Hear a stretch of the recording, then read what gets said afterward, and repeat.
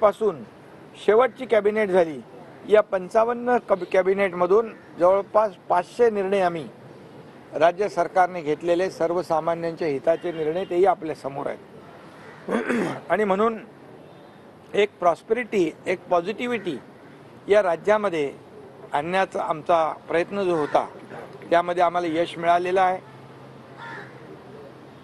स्वच्छतेमध्ये देखील महाराष्ट्राला नंबर 1 दिला देशामध्ये, आणि असे अनेक प्रकल्प आम्ही मार्गी लावले। याबद्दल आमचे सर्व मंत्रिमंडळातील सहकारी, दोन्ही उपमुख्यमंत्री, मंत्रिमंडळातील सहकारी, आमदार सगळ्यांचंच मनापासून याच्यामध्ये योगदान आहे। आणि म्हणून मी गेल्या 1.5-2 वर्षाच्या कालावधीमध्ये झालेल्या कारभाराबद्दल या राज्याचा मुख्यमंत्री म्हणून फार समाधानी आहे।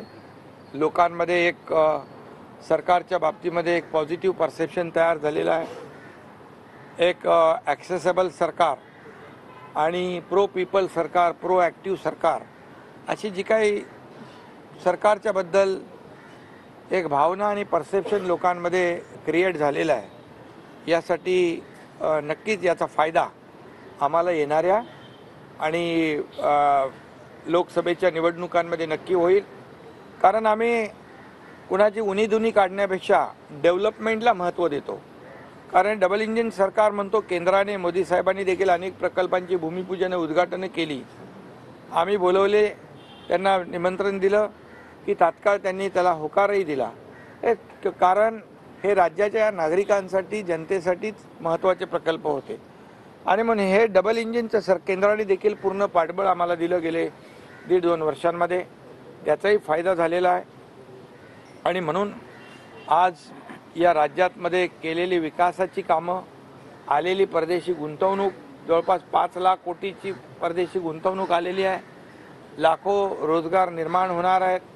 आणि म्हणून तुम्हाला मी सांगू इच्छितो की याचा सर्व फायदा जो आहे या येणाऱ्या लोकसभा निवडणुकीत होईल। एक जे लोकांना हवं ते देण्याचा आम्ही निर्णय घेतलेला आहे।